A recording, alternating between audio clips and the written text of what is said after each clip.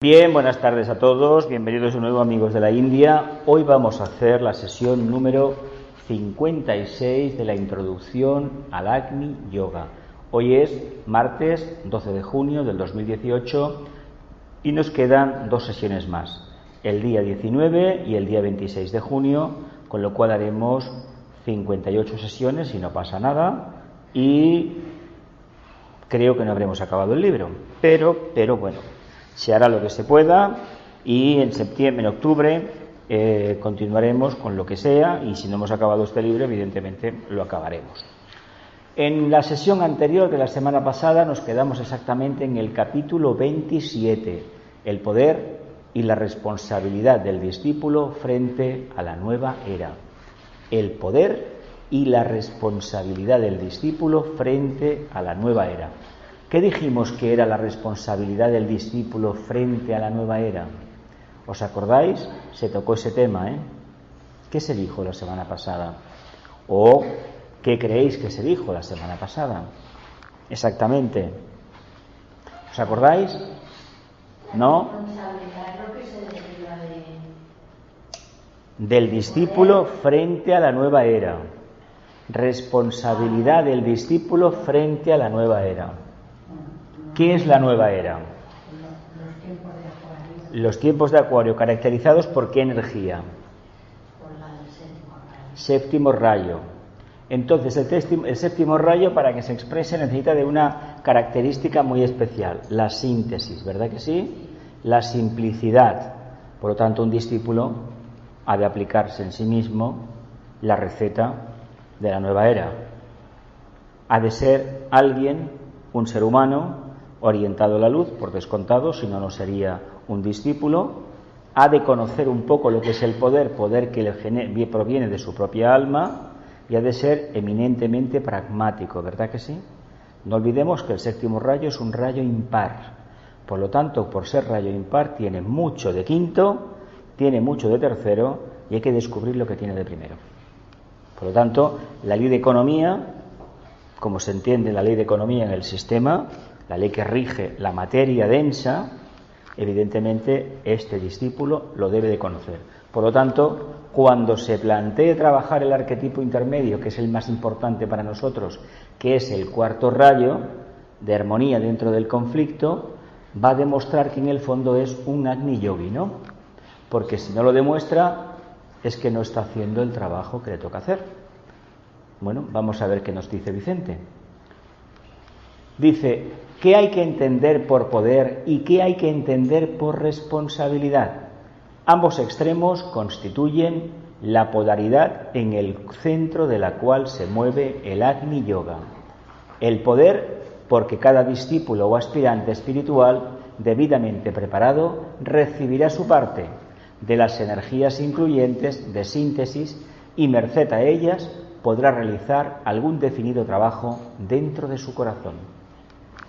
Energías de síntesis, cada uno recibirá su parte acorde la coordenada espacio-tiempo karmática que le toque vivir, es decir, lo que haya de expansionar, lo que haya de captar, y por descontado no se trata de captar, se trata de evocar, de irradiar. Por lo tanto, el discípulo que trabaje el poder, el que es la síntesis, el Agni Yoga, está demostrando el nivel de conciencia, si lo hace correctamente, hay que entender que sí, el nivel de conciencia que realmente tiene.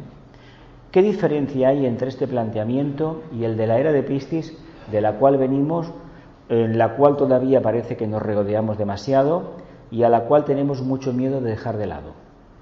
¿Cuál es la diferencia básica entre el planteamiento del discípulo del Agni Yoga y el discípulo de la era de Piscis? El Agni Yoga es para todo el mundo. Para todo el mundo.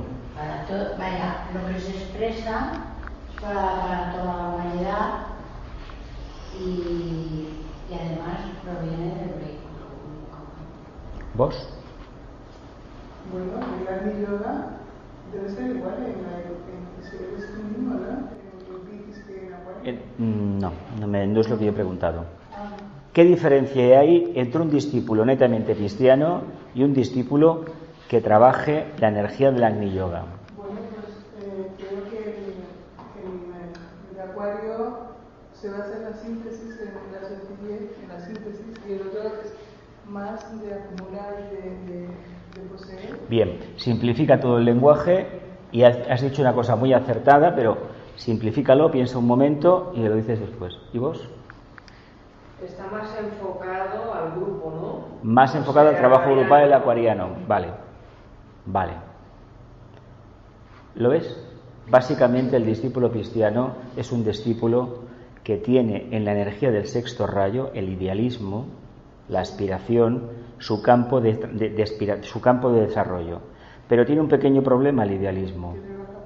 No, que el mito de Sagitario, el noveno trabajo de Hércules, te dice clarísimamente, veo la meta está en esa puerta, ¿no? Tendré que ir a abrir la puerta, o me quedo aquí que la puerta se abre.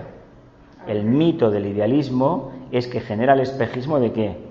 De la falsa realidad. Uno cree que tiene ese estado de conciencia, pero no lo tiene ni lo tendrá nunca porque no lo ha puesto en práctica. ¿Quién lo ha puesto en práctica? El que hace Agni Yoga. De hecho, los que hacen Agni Yoga en estos momentos, pues venimos de la era de Piscis, donde hemos trabajado el idealismo posiblemente hasta la saciedad.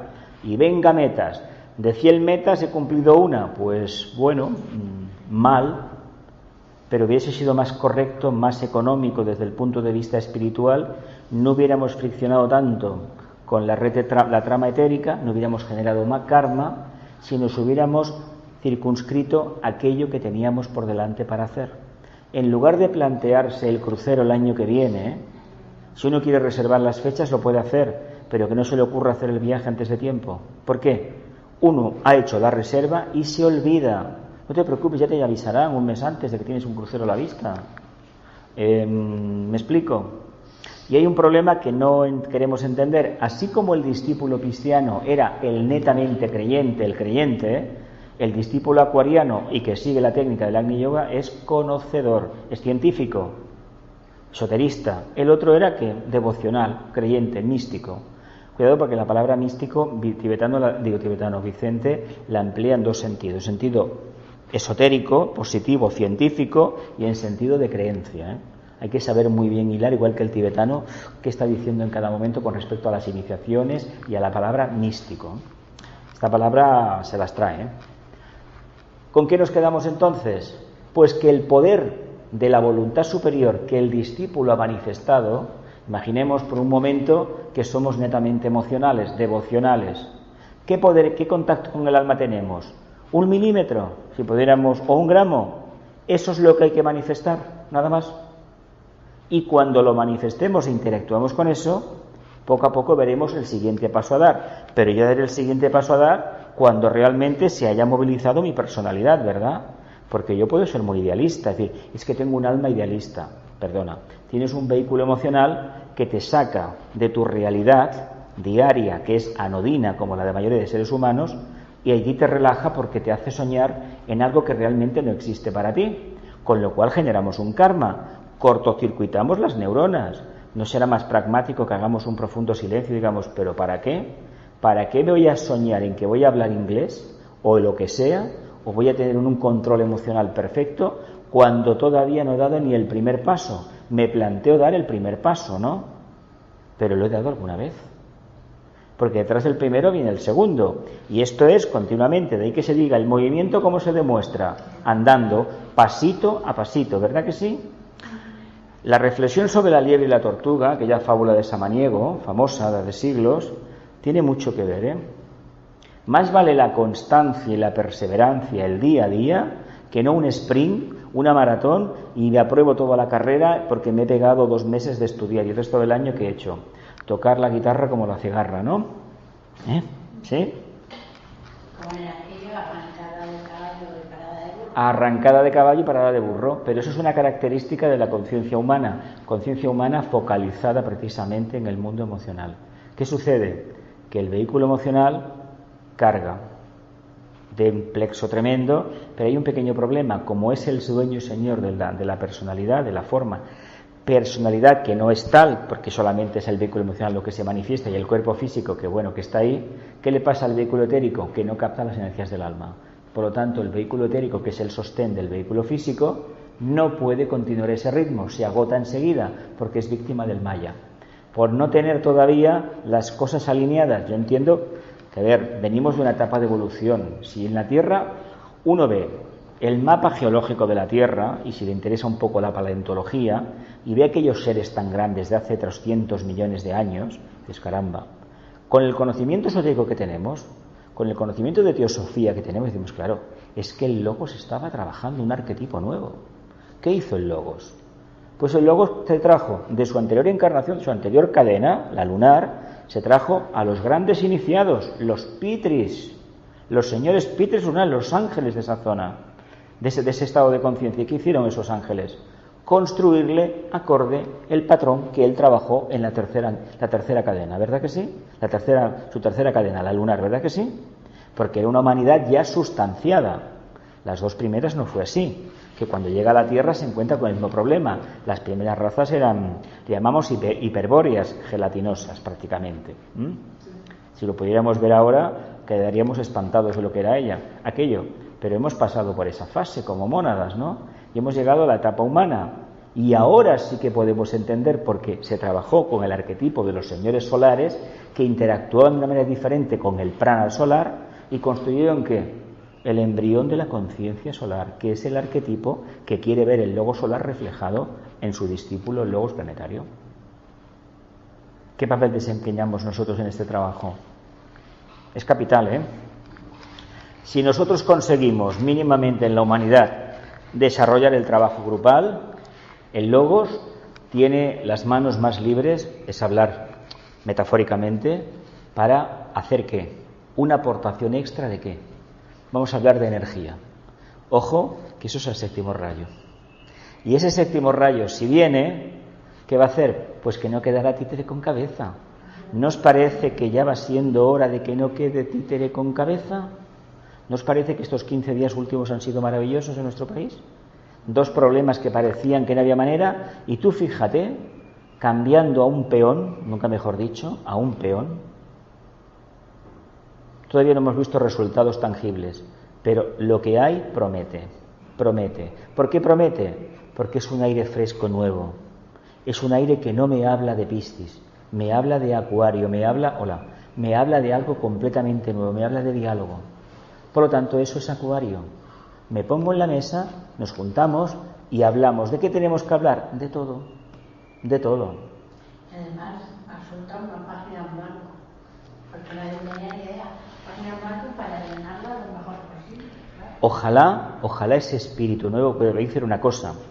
Por mucho que la parte oscura, la parte pisciana retrógrada, es decir, retrógrada en el sentido de que no es capaz de ver más allá, que cree que está soñando en el pasado de los idealismos, aunque ellos no dan el trabajo, su tiempo ha pasado ya.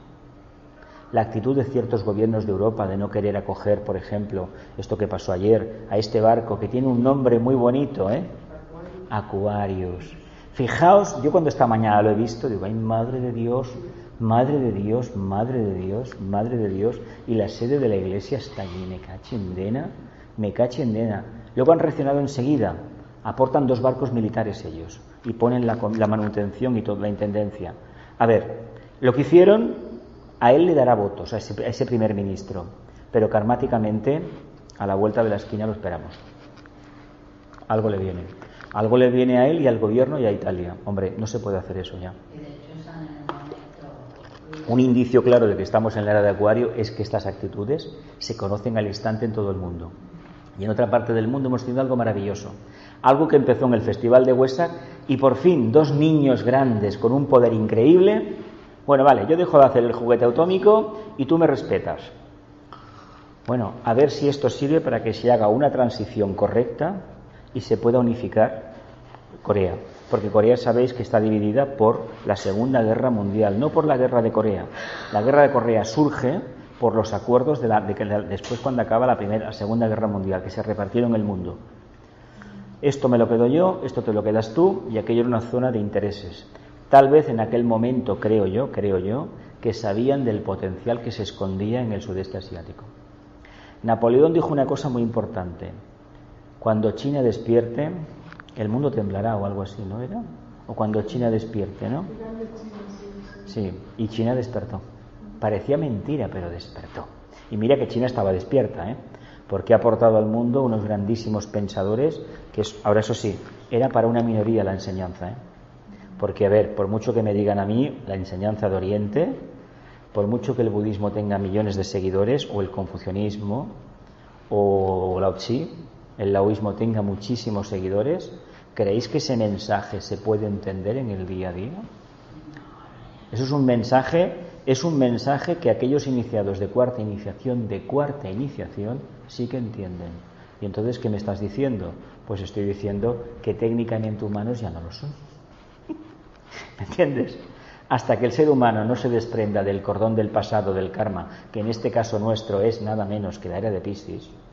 No quiere decir que tengamos que abandonar Piscis, no, sí, transmutarlo. ¿Por qué? Porque ya no merece la pena volver a ese pasado. ¿Lo cogemos un poquito? Dice, este desarrollo celular, dice, el poder de la voluntad superior deberá penetrar silenciosamente en su ser y despertar las células dormidas en cada uno de sus vehículos de conciencia.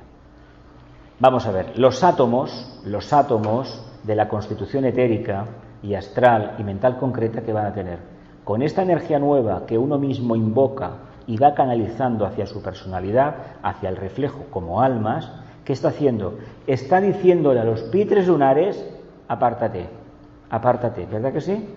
Entonces, si los pitris se van o se transmutan, vamos a hablar de esta manera mejor, se transmutan en agentes al servicio del Señor solar, que es la conciencia, que es el yo superior, el ángel solar, y que es evidentemente el logo solar, ¿qué estamos haciendo?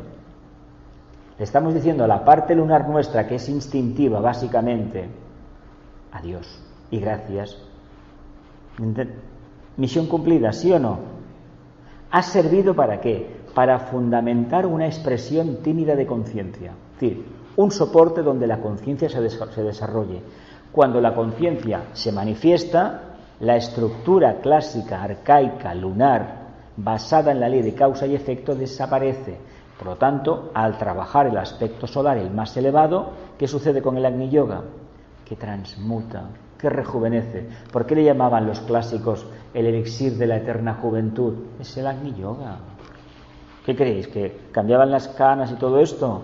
Bueno, sabéis que la tradición de la India, de los grandes yogis, decían que algunos tenían cientos de años y tenían el cuerpo de un hombre joven. Bueno, a ver, cuando uno está plenamente en contacto con el arquetipo, el vehículo denso, es decir, lo que es el reflejo, expresa fielmente como en un espejo lo que hay dentro. Por lo tanto, el tema de la salud es completamente distinto. Uno puede irse a voluntad y puede aparecer a voluntad. Esto lo hemos conocido, lo estudiamos, ¿no? ¿Veis la grandeza del Agni Yoga y lo que nos prepara la era de Acuario? Ahora, la clave, el contacto interno con el alma, la expresión de ese contacto y abocarlo siempre al servicio o al trabajo grupal, que vienen a ser lo mismo. ¿Seguimos? Este desarrollo celular permitirá, a su vez, la floración o el despertar de algunos pétalos específicos dentro de cada chakra superior. Y abajo nos dice Vicente, en nuestros estudios esotéricos sobre el Agni Yoga solamente se tienen en cuenta los chakras superiores, los situados por encima del diafragma. Los demás son considerados como de atención menor únicamente como distribuidores o vehículos de las energías pránicas a las que proceden o las que proceden del plano astral. Este es el famoso mito de siempre. ¿Hemos saltado la muralla? ¿Hemos saltado el diafragma? Bien. ¿Estamos por debajo del diafragma? Pues hablar del Agni Yoga es perder el tiempo. ¿Por qué lo digo?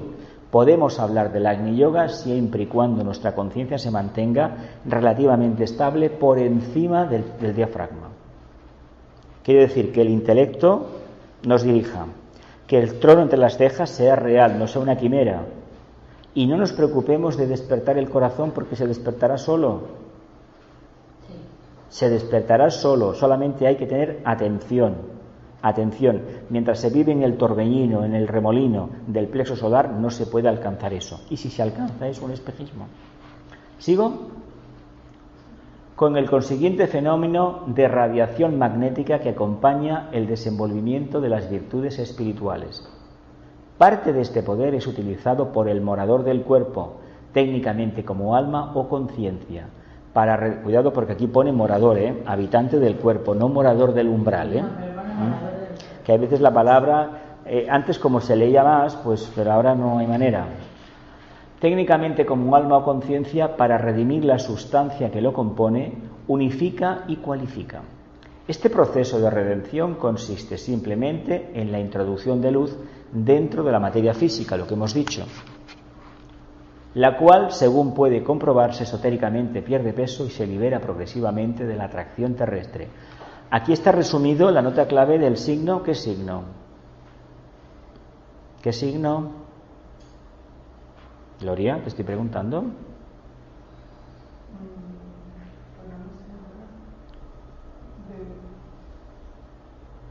Santi, ¿lo ves?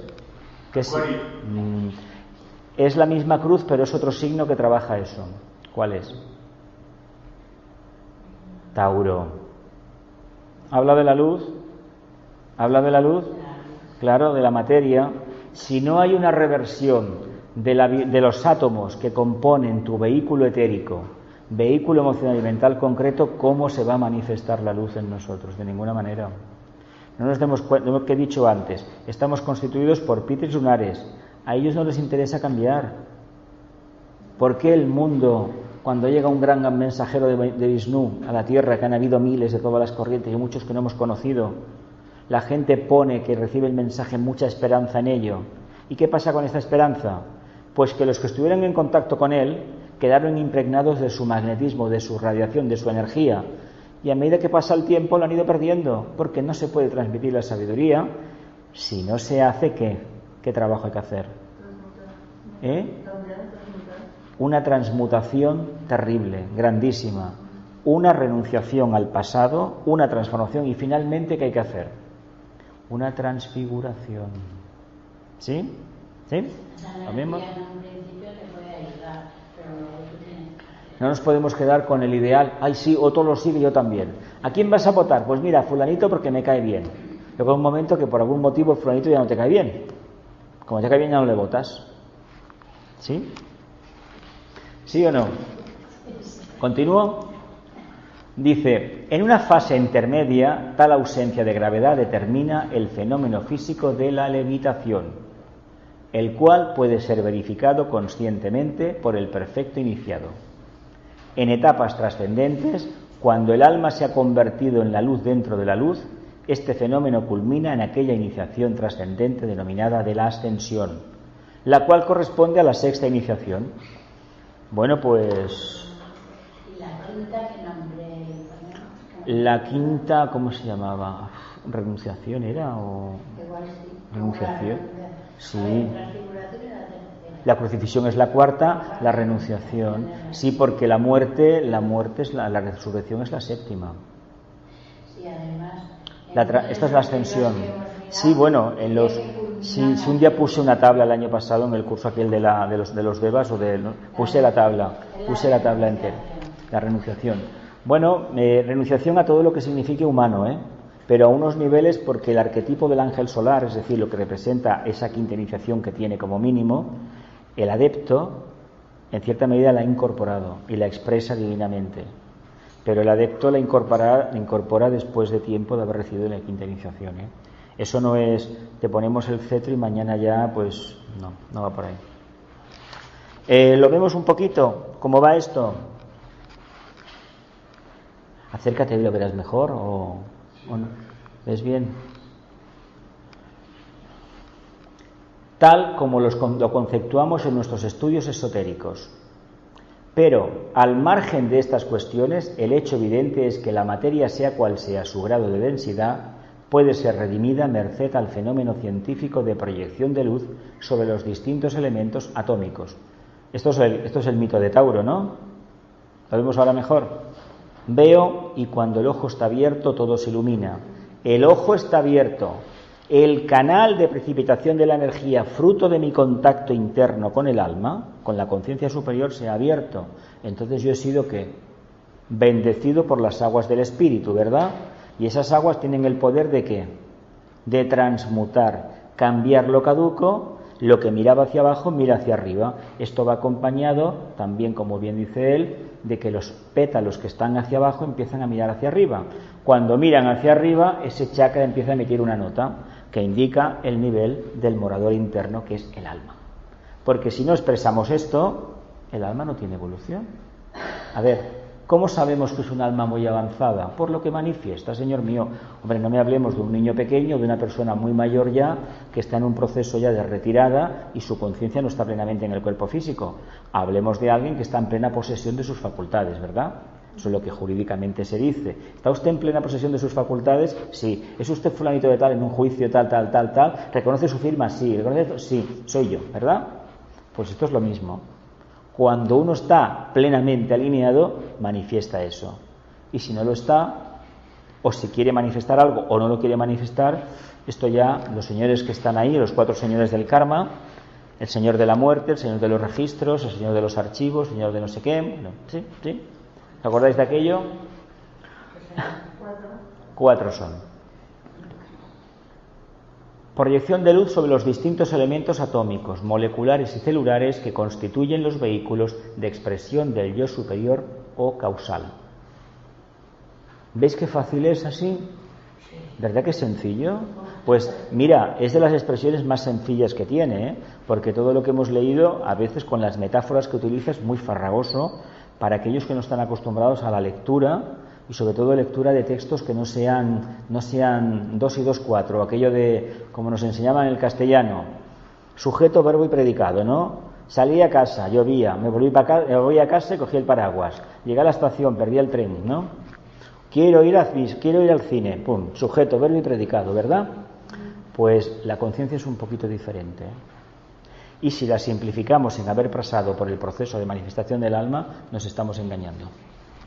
Si la manifestamos, que sea consecuencia de manifestar y tener contacto continuo con el alma, entonces, cuando esto se viva, podemos hacer lo que nos venga en gana, en el sentido a la hora de la expresión, pero siempre será el alma. ¿Sigo? Así, la responsabilidad del discípulo en los inicios de esta nueva era será sin duda proveer el dispositivo natural para que las energías de la luz espiritual provenientes de los aspectos superiores de la conciencia puedan penetrar sin encontrar resistencia dentro del complejo celular de los vehículos físico, astral y mental. Lo que hablábamos de este proceso de redención, de ascensión de ¿qué? De la conciencia a los cielos, o de que las aguas del espíritu... A ver, ¿de qué habla el mito de Acuario? Hola. ¿De qué habla el mito de Acuario? De trabajo, de servicio. Ya, sí, esto es lo que hemos contado siempre. ¿Qué sucedía en aquella tierra donde estaban los establos de Augías? ¿Qué había? ¿Te acuerdas del mito, Santi? Sí. ¿Cómo se conoce a Acuario en la astrología clásica? ¿Qué sobrenombre se le daba? Si a Tauro era el toro, y a Géminis los gemelos, y a Cáncer el cangrejo, ¿cómo se le llama a Acuario? El aguador. Entonces, ¿qué son? El cántaro, ¿para qué? Agua de vida vertida para los hombres, para la humanidad sedienta de qué? De sabiduría. Por lo tanto, esta sabiduría, la primer trabajo que realiza es la transmutación de la forma de expresión de la personalidad, ¿verdad que sí? Claro, si no, ¿cómo vais a irradiar nada? No se puede. Imaginaos que es un trozo de carbón. Le proyectamos una energía, una vibración, y andando el tiempo tenemos un diamante. Pues exactamente el mito. Pues eso se pone siempre lo mismo. Uno se introduce en una mina. Sabemos que el carbono se manifiesta como un diamante cuando está purísimo o como un trozo de carbón. ¿Sí? Pues nosotros ¿qué somos? ¿Un diamante en potencia o simplemente un trozo de carbón de mala calidad? En potencia somos divinos, pero no vale, ¿eh? En Acuario no se puede hacer el trabajo que se hizo en Piscis de aparentar, ¿eh? Acuario es otra cosa. El que no esté fijo no sale en la foto, ¿eh? ¿Qué quiere decir eso? ¿Qué quiere decir? No esté fijo a la percepción interna que tiene, ¿eh? ¿Qué quiere decir eso? Que los señores del karma, como estamos hablando del séptimo rayo, ¿a quién creéis que le van a aplicar el Urano en Tauro? ¿A los políticos? A toda la humanidad que está despierta. El que no está despierta ni se entera.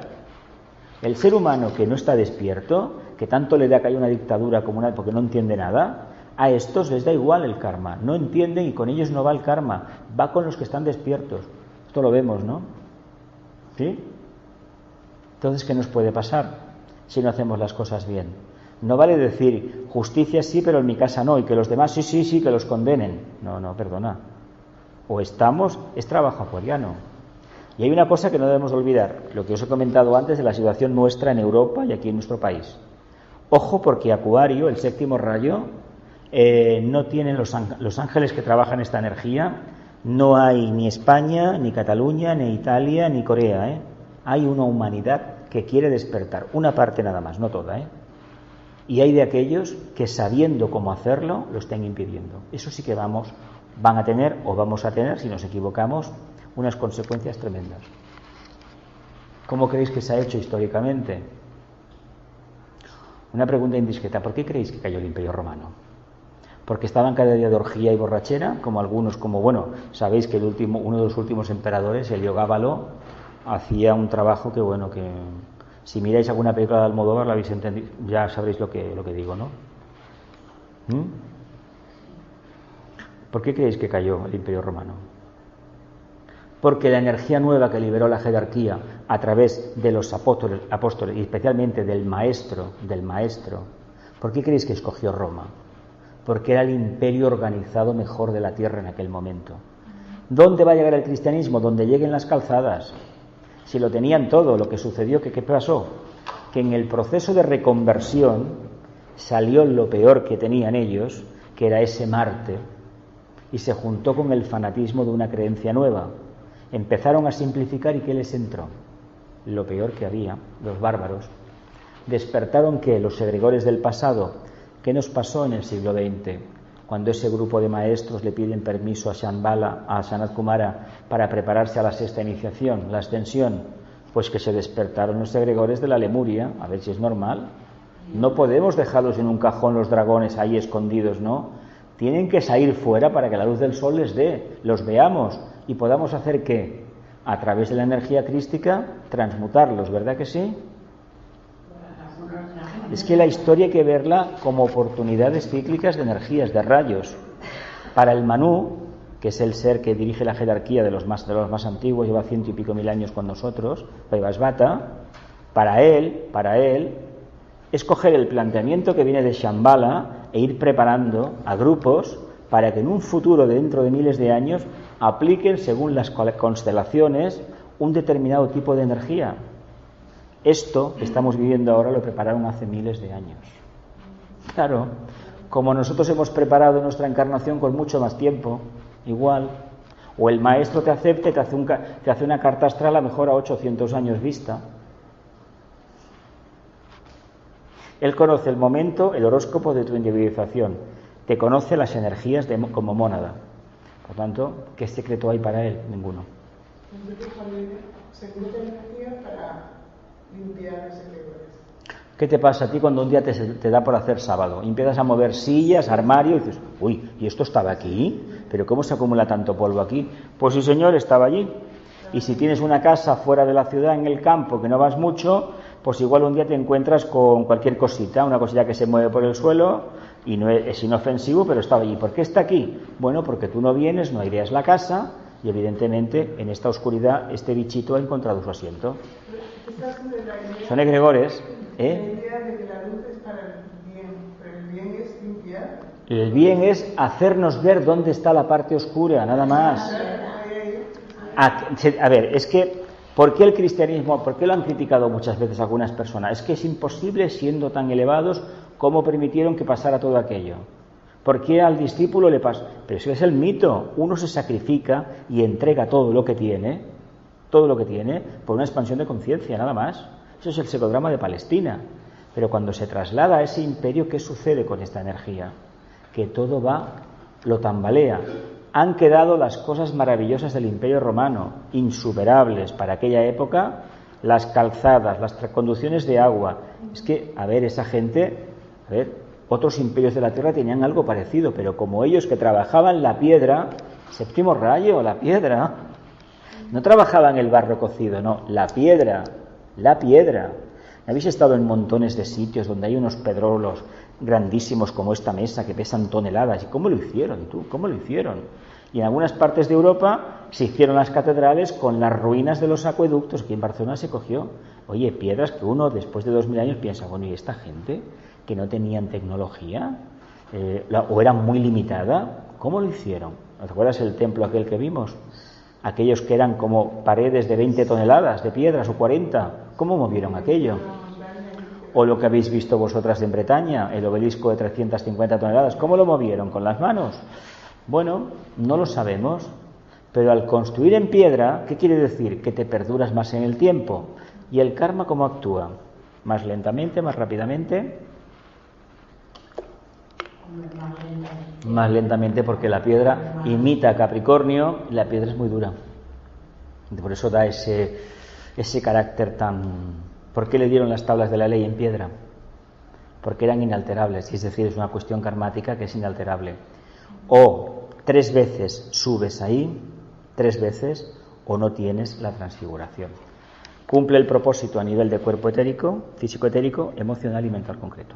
Y entonces yo, el morador, el verdadero Señor, me manifestaré dentro de la luz, de la inteligencia que tienes. Y ese ser es intuición, de ahí que sea la transfiguración, ver la luz dentro de la luz. La intuición, ¿no?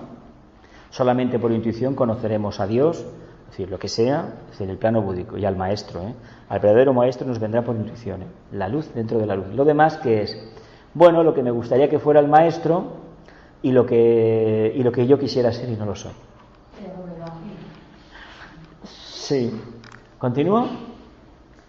La luz dentro de la luz proviene del plano búdico y es la representación genuina, hasta donde nos es posible reconocerla, del amor universal, segundo aspecto de la divinidad.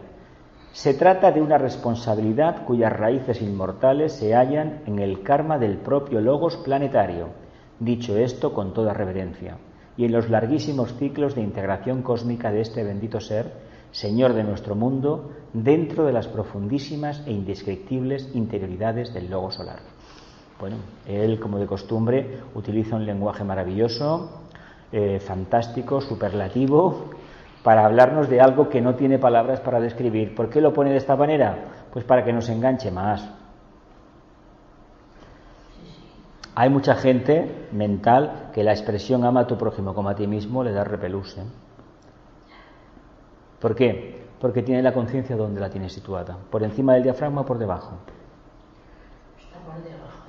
Está por debajo. Es que es como el mito de la Eucaristía. Mira, se comen el cuerpo y beben su sangre. A ver, es un mito. Hay que desentrañar el significado. Sin embargo, el Leadbeater y gente que tiene un poco de evidencia podría decir que en el momento que se hace la consagración algo sucede dentro del cáliz. Si uno está atento, algo verá. Y si el sacerdote que lo hace realmente está centrado y estáis muy atentos, le vais a ver algo por la cabeza o por el cuello. Algo especial. Yo he podido verlo. Si yo lo he podido ver, lo vi en un cardenal de Barcelona, en San Boi, en una confirmación hace años. Y la verdad es que me di cuenta de las luces que salían de lo que es aquí arriba, del laringio hacia atrás. Caramba. Sí. Lo tienen. Yo a un papa no lo he visto nunca, en persona. Pero si estamos atentos lo debe tener. ¿Por qué? Porque el camino interior es un camino muy largo. Lo hemos trabajado en Piscis, y el que llega en esta vida cardenal no es que la vida anterior se dedicara a vender barcos y cartas, no, viene de la línea devocional o de la línea estética, y así ha ido avanzando. La línea del segundo rayo es una línea muy poderosa en la Tierra, muy poderosa, como lo es la del primer rayo, que son las líneas que hay, ¿sí? ¿O no? ¿Qué más? Antes de pasar a la siguiente diapositiva.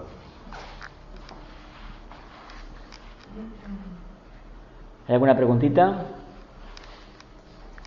Luz unificadora, la luz dentro de la luz, la intuición. Bien, a ver, ¿qué pasó en los años 50 en Estados Unidos cuando aquellos 2 científicos descubrieron, fue poco después de los laboratorios Bell, lo que es láser, la luz integrada, no sé qué, significa láser, vaya, luz no sé qué, no sé cuánto? ¿Qué pasó en ese momento? Que una parte de la humanidad descubrió la luz dentro de la luz. ¿Qué pasó en los años 40 finales cuando dos científicos norteamericanos descubren la cadena, los 64 eslabones del ADN. ¿Qué pasó en ese momento? ¿Qué pasó en los años 50, 53, cuando Edmund Hillary y el Sherpa subieron a dónde? 53 fue, ¿no? Al Everest. ¿Qué pasó? Que el plano físico no tiene secretos ya. ¿Lo veis o no lo veis? A ver,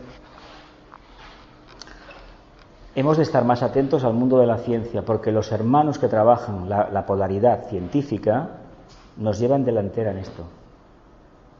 Ellos no conocen la relación que hay con el todo, da igual que no lo conozcan. A los esoteristas nos interesa juntar al místico y al alquimista, al humanista de toda la vida y al científico. ¿Y qué tenemos? Un discípulo. Volveremos a tener en la humanidad grandes humanistas tipo Leonardo. Era un científico, era un médico, era un sabio, con toda la acepción del término sabio. Era un ser que lo sabía todo. Parece ser que era un alma de cuarto rayo, un alma de las pocas que han habido en la Tierra que realmente manifiesten un arquetipo, y todavía hay bocetos suyos que todavía no se han podido llevar a cabo. Pues caramba, pues como el señor Gaudí en su momento, ¿no? El diseño que hizo, esto lo he explicado muchas veces aquí, hasta que la NASA no le regala el programa a la asociación del templo, no sabían cómo construir la nave esa que inauguró el Papa. ¿Sabéis esto, no? Fijaos qué visión interna, qué visión, ¿verdad?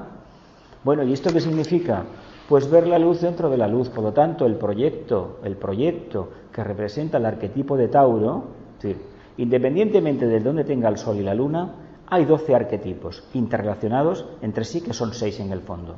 O yo busco la luz, despierto la intuición, que sería la última acepción del trabajo de Tauro, o ya me puedo quebrar la cabeza con un intelecto poderoso que tendré, o una gran voluntad, porque no voy a ver nada. No voy a ver nada. Si yo tengo intuición, no hay ningún secreto que pueda estar velado para mí, ¿verdad? ¿Sí? ¿Qué dijo? ¿Quién dijo aquello? Si yo tuviera amor, vería a todos como uno en Cristo, como uno con el Dios, ¿no? ¿Qué creéis que es el amor? Hemos hablado de la parte búdica, ¿no? Procede la intuición allí, ¿no? El segundo aspecto de la divinidad, el amor. ¿Por qué es tan interesante el mensaje crístico entonces? Porque es la ley de integración, la segunda ley del sistema cósmico en funcionamiento. El venerable Buda, lo tenemos aquí, el retrato este que tenemos aquí en Amigos de la India, en la pared colgado, nos habló del aspecto luz. ¿Cómo descubrimos? ¿Con la bombilla eléctrica, con la electricidad o con las explosiones nucleares? Es decir, cuando nos dimos cuenta que dentro del átomo había luz, ¿verdad que sí? Que se manifiesta en energía, transforma en energía, ¿verdad que sí? Entonces, ¿qué nos ha dicho la ciencia? Que este proyecto ya está cumplido en lo que respecta al plano físico. ¿Qué debemos hacer entonces? Si el vehículo etérico podemos transmutarlo, con la luz debemos incidir ¿dónde? ¿En qué vehículo? Si queremos acercarnos al búdico, al plano búdico, el emocional es el impedimento. El emocional es el que te dice, mira, la montaña, vamos a subir, bueno, va, espérate mañana. Está muy bien, pero ¿y si me mareo? ¿Y para qué? Si es igual, que se me ha perdido a mí arriba, ¿verdad que sí? Sin embargo, hay una parte de la humanidad que le encanta subir a las montañas. Y hay otra que le da pavor. ¿Por qué? Porque supone un esfuerzo. El que está muy lleno de posesiones, es decir, un cuerpo generoso, subir una montaña le supone un reto considerable, ¿verdad que sí? Luego, el espectáculo de paz es increíble, si lo sabe vivir. Apliquemos esta analogía a nuestra vida personal. ¿Qué lastre debemos soltar para ascender a la cima de la montaña? Para subir a la montaña hay que dejar de ser como éramos. Solamente manifestar lo más superlativo nuestro, lo que sea.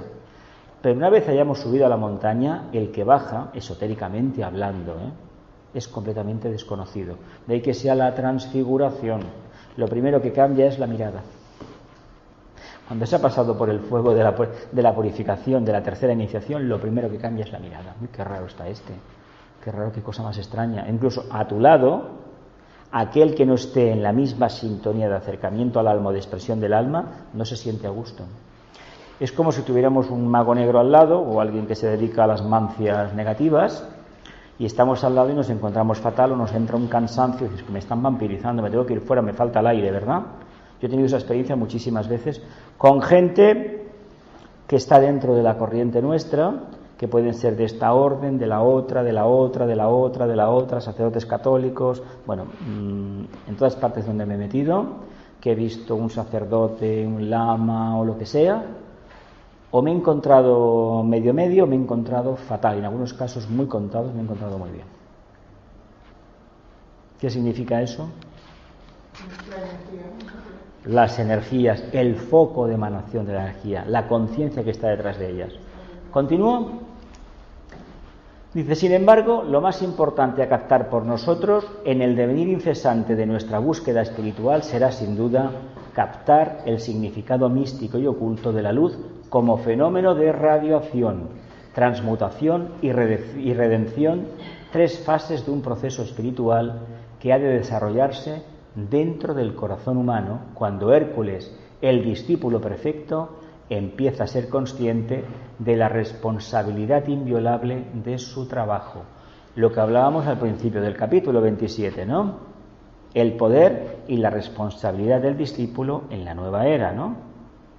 Uno, la obligación que tiene, su responsabilidad es ¿cuál es?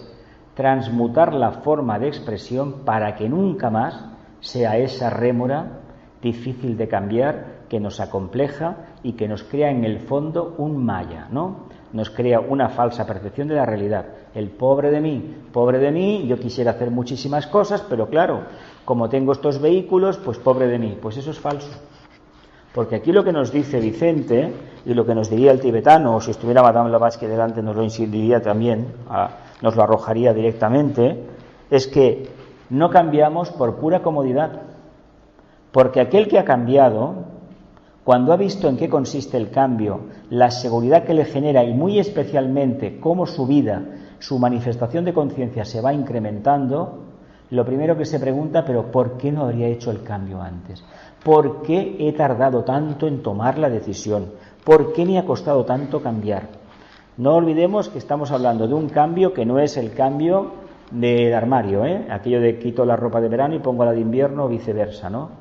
Es un cambio desde dentro hacia afuera. Por eso es un cambio que es más complejo de realizar.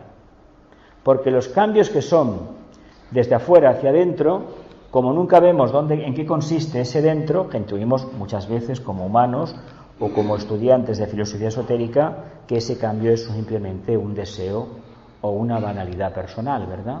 Un anhelo, pero no una realidad. Pero cuando uno ha trabajado para que se produzca el verdadero cambio, resulta que desde dentro hay algo o alguien que te está obligando ¿a qué? A ser otro. Por mucho que quieras pensar como pensabas antes, no puedes hacerlo.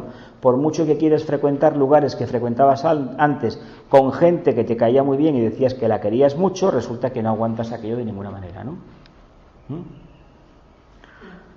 Entonces, ¿qué debemos hacer? ¿Mantener las apariencias, las amistades para que la gente esté contenta con nosotros? ¿O cuando esto se haya producido, continuar perseverando para que se manifieste más? Y entonces, ¿qué tendríamos? Un poder manifestado, seríamos agentes de la nueva era, y el pasado nuestro, ¿en qué se habrá convertido? En una hoja que arrancó el viento, ¿verdad? Y la desintegró. Mientras mantengamos el pasado, reconociendo que es el pasado, porque si el pasado es tu presente, no hay tal pasado. Pero si tú has dado el cambio, has visto dónde estás y en perspectiva dices, yo era esto antes, pero claro, esta gente, claro, me llaman de vez en cuando, tengo que ir con ellos. Ojo, uno tiene sus prioridades.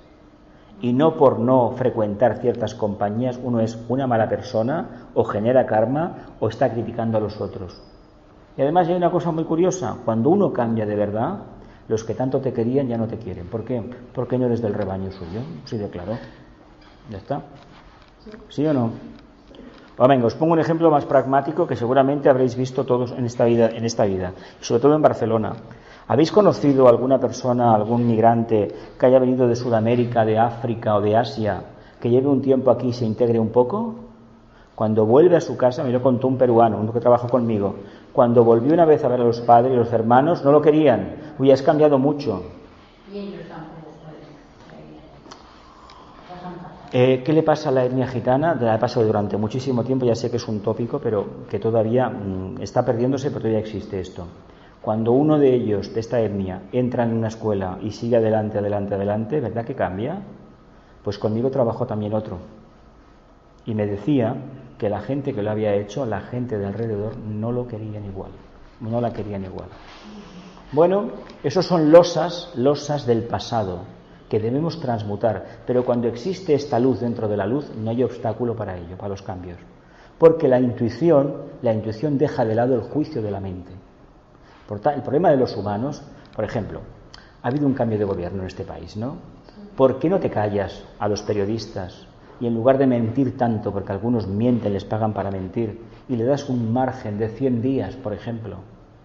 No, desde el primer momento al ataque. A ver, si tú como político has perdido una moción de censura, ya sabes que te tienes que ir del gobierno, pero no te vayas con esa mala baba criticando al que entra. Porque el que entra también representa la voluntad popular, porque lo han votado ciertos grupos, lo digo aquí de este país o cualquier país del mundo. Esto es así. Si no se actúa de esa manera, ¿cómo estamos actuando? ¿Cómo?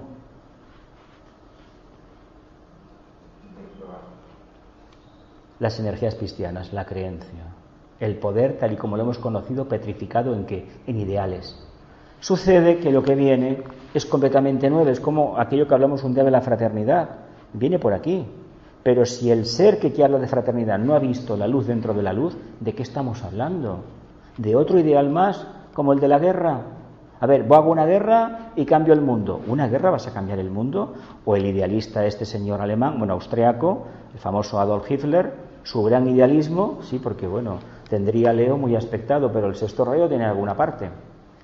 Ese anhelo de cambiar, eso de que todo el mundo fuera igual, ¿nos parece demasiado sospechoso?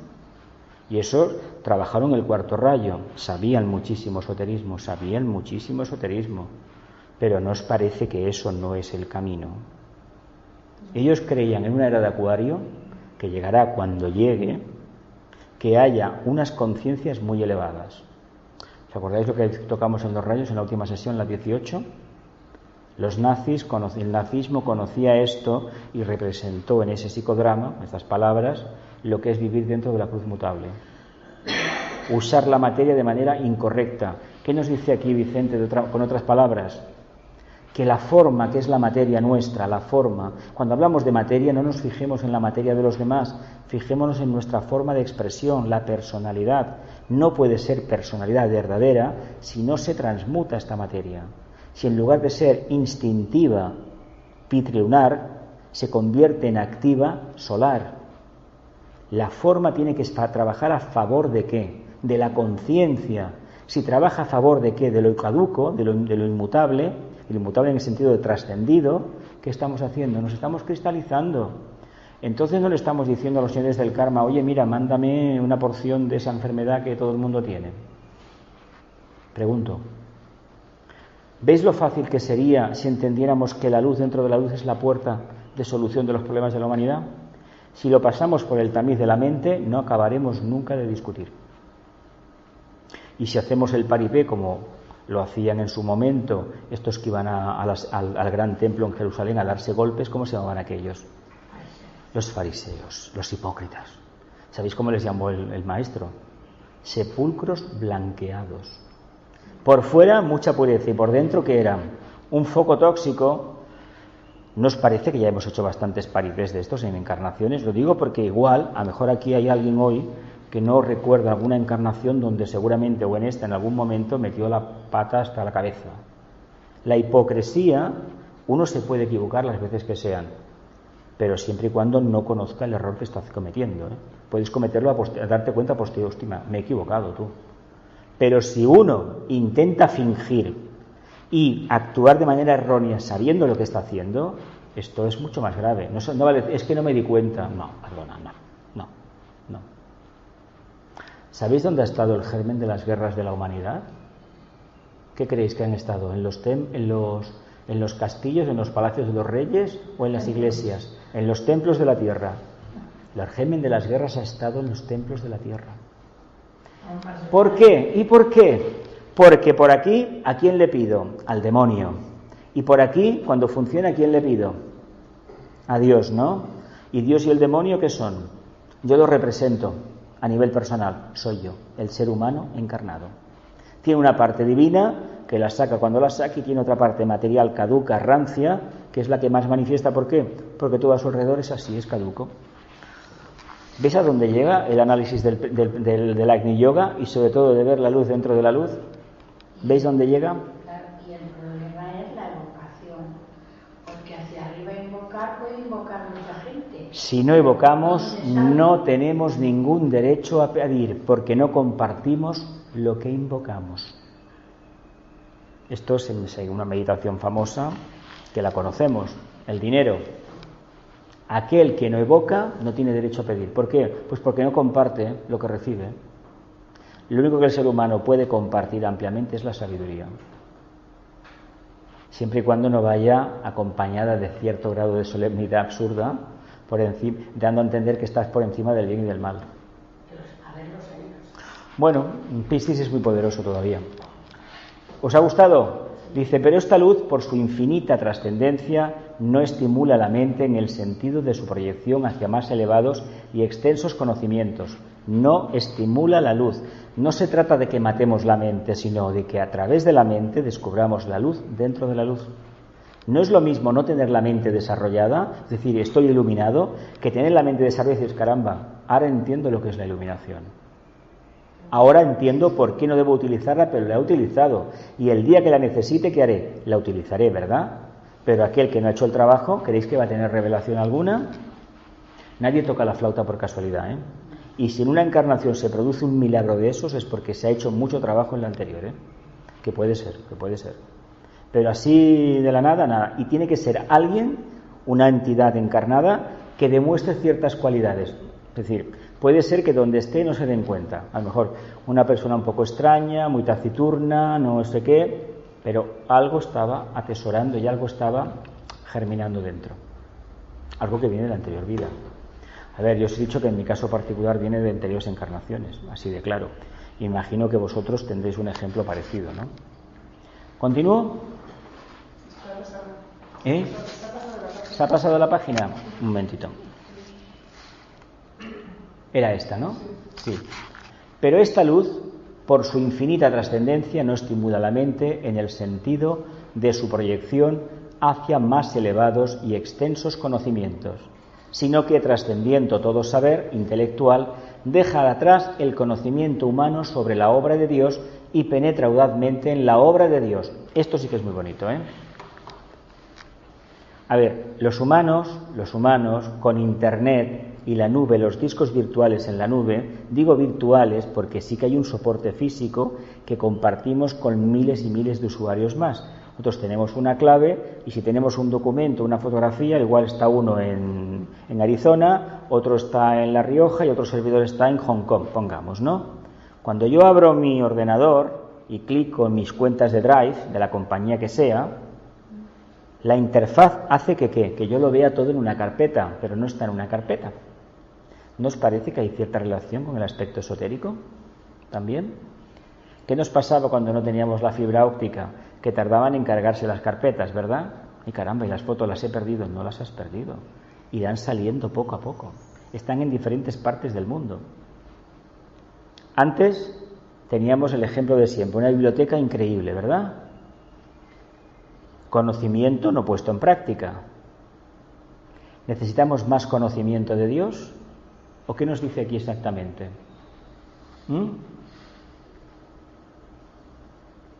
Penetrar audazmente en la obra de Dios. Eso es la luz dentro de la luz. Hasta ahora, intentando trabajar la intuición, ¿en qué hemos hecho? Acumular. Ojo, porque los clásicos nos dijeron: lee 5 minutos, como dijo Blavatsky en Ocultismo Práctico, y reflexiona 2 horas. ¿Por qué? Porque ahí está la clave para ver la luz dentro de la luz. Ella era muy buena clarividente, ¿eh? Muy buena clarividente. Una cuarterización. Algo vería.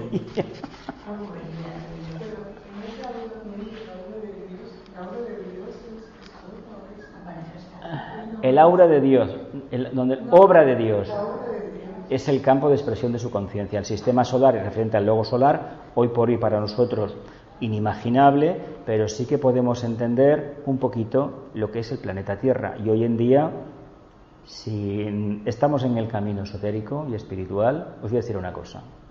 Aquel que no le gusta viajar tiene un pequeño problema. Otra cosa es que económicamente no haya podido hacer nunca, o que tenga algún impedimento físico o algún karma especial que cumplir. ¿Por qué os digo eso? Porque aquel que viaja no es tanto por cuestiones de plexo solar, sino porque hay un corazón dentro que quiere conocer a sus hermanos, que tendrán otro idioma con los cuales no se va a entender a nivel de palabras, pero a nivel interno sí. Yo os comenté ya un día que a mucha gente le sonó a cachondeo la experiencia que yo tuve en cierto país de América, el primer viaje que hice al extranjero, joven. A ver, yo ya sabía que éramos seres humanos iguales.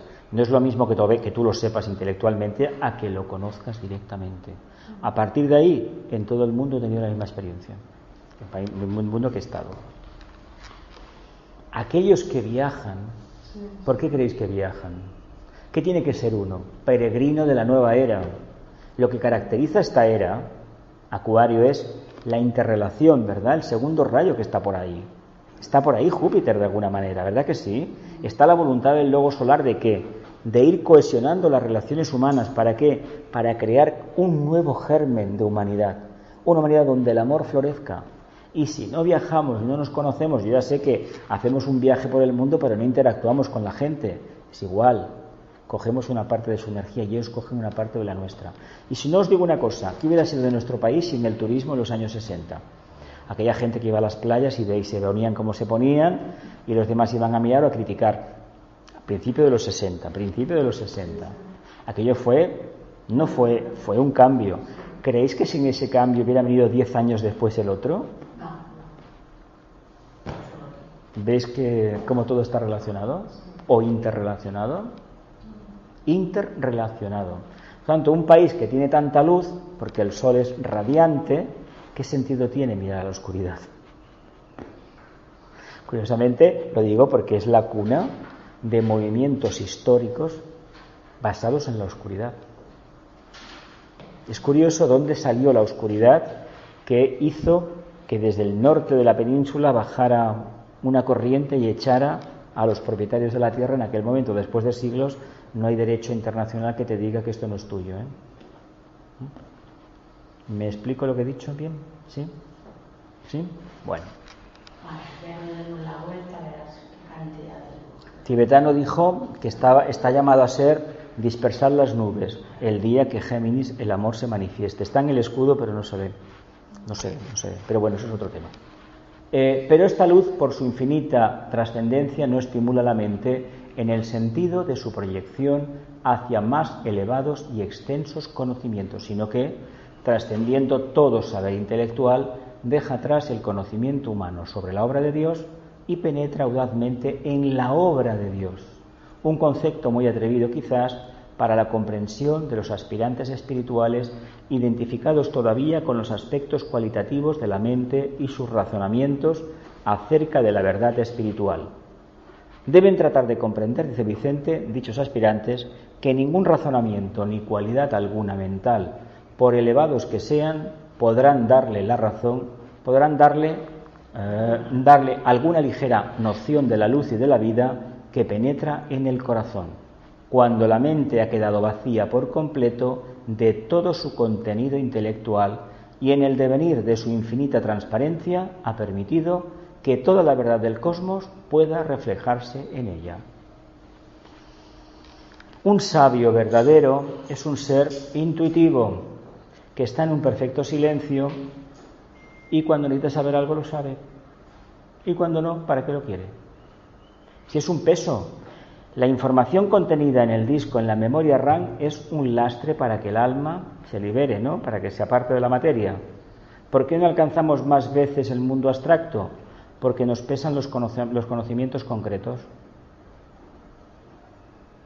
A ver, yo cuando estudiaba el bachillerato había profesores que se negaban, por ejemplo, uno en matemáticas, que se negaba a escribir explicando por palabras el teorema de Pitágoras. Te lo ponía allí, bueno, fue todo un espectáculo, casi nadie en la clase lo supo hasta que no lo vimos como él, y sin embargo nos dio la pauta para hacerlo.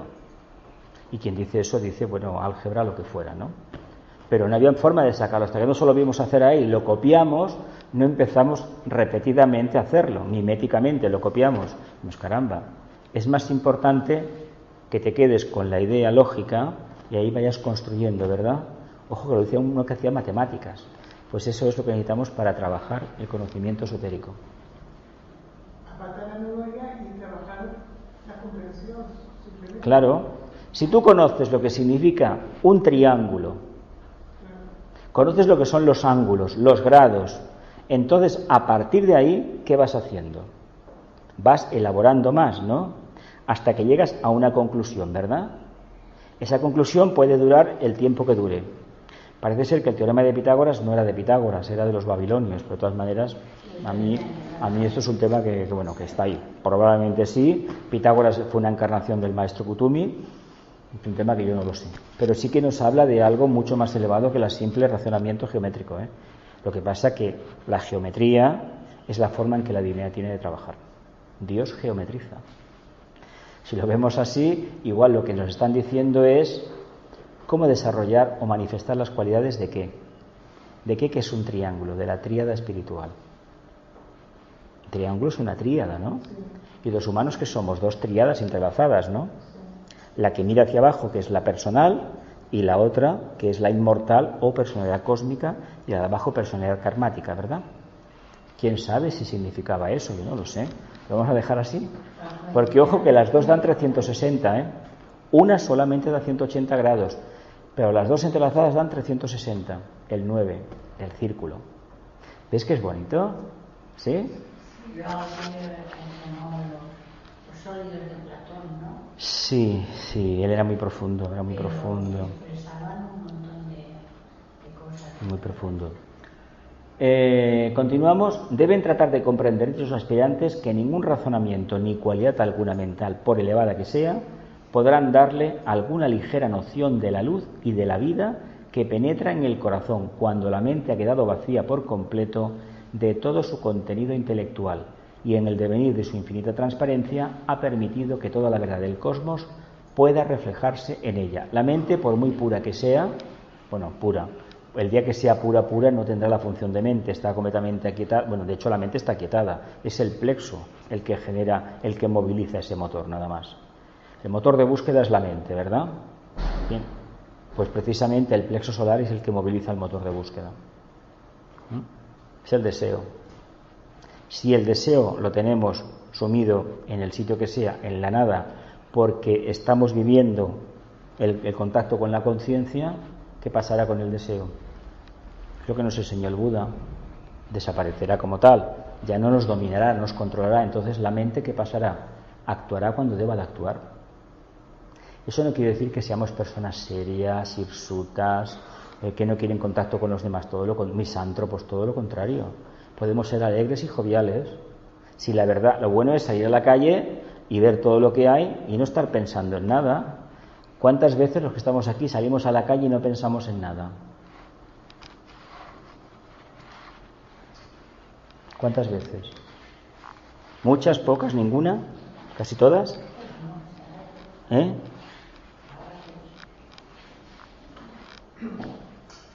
¿Cambiamos? Dice, el poder, sea cual sea su magnitud, siempre engendra un sentimiento muy íntimo de responsabilidad, un cambio definido de reorientación magnética y el desarrollo de un dispositivo psicológico especial mediante el cual todas las cosas de la vida aparecen bajo un prisma totalmente diferente de antaño y en el que las situaciones ambientales aparecen como la obra de los hombres y no tal como se creía en el pasado, como la voluntad despótica de los dioses. Así, el karma, con su infinita secuela de hechos y situaciones, empieza a aliarse con la vida íntima de Sanat Kumara y no únicamente con la pequeña vida individual envuelta en su triple vehículo de carne. Se aprende también, tal como es la ley esotérica, a sumergir los pequeños problemas individuales dentro de la gran vida planetaria y a ser ampliamente consecuente de todos y cada uno de los actos que se realizan en el devenir de la existencia cotidiana.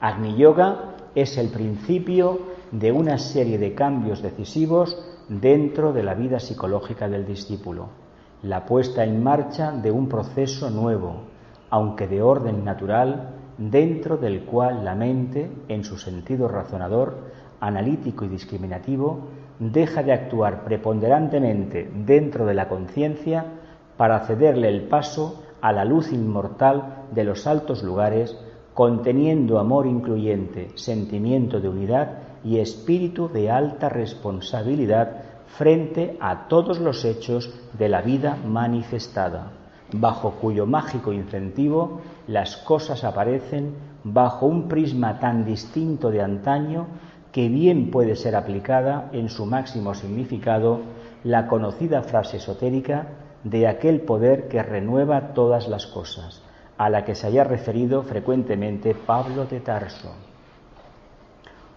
Oh tú en quien vivimos y tenemos nuestro ser, el poder que renueva todas las cosas, orienta el dinero del mundo para fines espirituales. ¿Sí?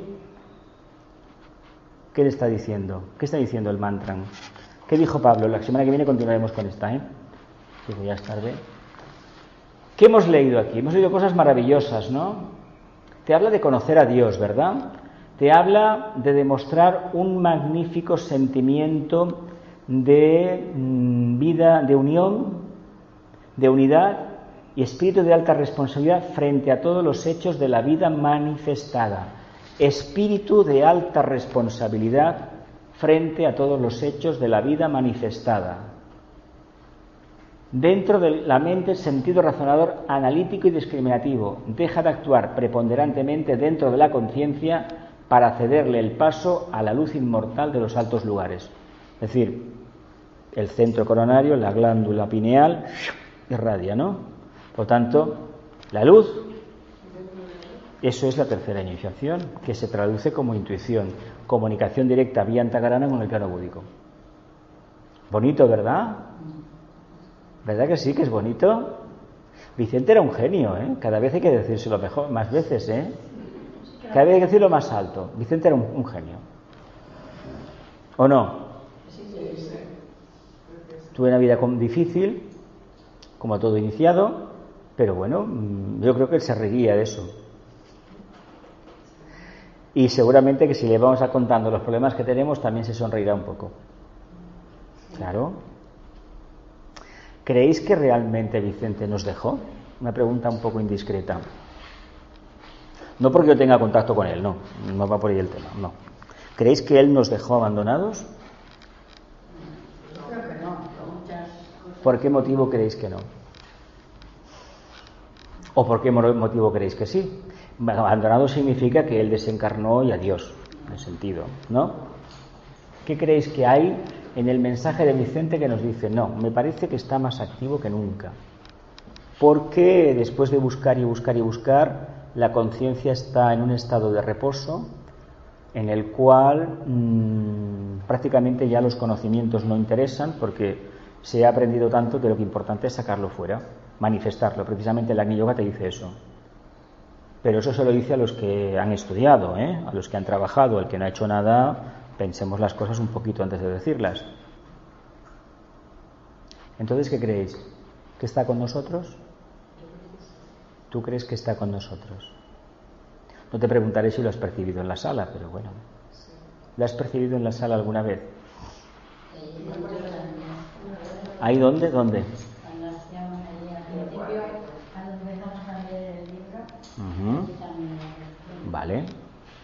Vale, muy bien. ¿Qué quiere decir esto? Pues que hay algo que conecta. ¿Quién conecta? Pues nuestros pensamientos. El grupo, la conciencia grupal.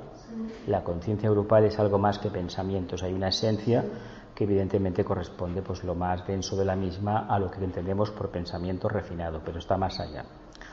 Entonces sí que se contacta con él, claro. Se contacta con lo que el trabajo que él hizo, que es el trabajo de la logia. A él le tocó el gran honor de hacer la presentación, la previa de la tercera entrega de la jerarquía. que se decía que tenía que ser seguramente ser una discípula, porque han utilizado cuerpos femeninos porque se ve que canalizan mejor. Con el caso de Blavatsky tuvieron dificultades, bastantes dificultades con ella, porque era muy difícil impresionarla, una iniciada muy alta, una cuarta iniciación. Bailey tuvo que ser, a mi modo de ver, algún escritor conocido, lo que pasa que no hemos sabido nunca quién fue, qué encarnación tuvo, alguien lo dirá con el tiempo, y prácticamente el tibetano le dice al final que los libros tienen el valor que tienen porque ella tenía esa capacidad. Tiene una segunda iniciación, ella sabía muy bien dónde se ponía y lo que iba a pasar. Por tanto, si uno ha leído un poco de cómo acabó físicamente su vida, con las limitaciones de cuerpo físico, entenderá que para ella fue un auténtico trabajo y servicio abnegado. La virtud que le describe el tibetano era que era una persona, un alma muy impersonal, como discípula, si le daba igual la crítica. Y mira que tuvo que soportar. Bueno, cada uno es hijo de su tiempo, nosotros tenemos el nuestro, es el que necesitamos. No hay otro. ¿Os ha gustado? La semana que viene continuaremos con esta. Ya nos quedarán pues dos más, la 19 y la 26. Y si no hemos acabado, que no acabaremos creo, no os preocupéis, que la vida es larga. No pasa nada. Venga. ¿Un mantra? Conozco la necesidad. Oh Señor de vida y amor. Conmueve nuevamente mi corazón. Para que yo también pueda amar y dar.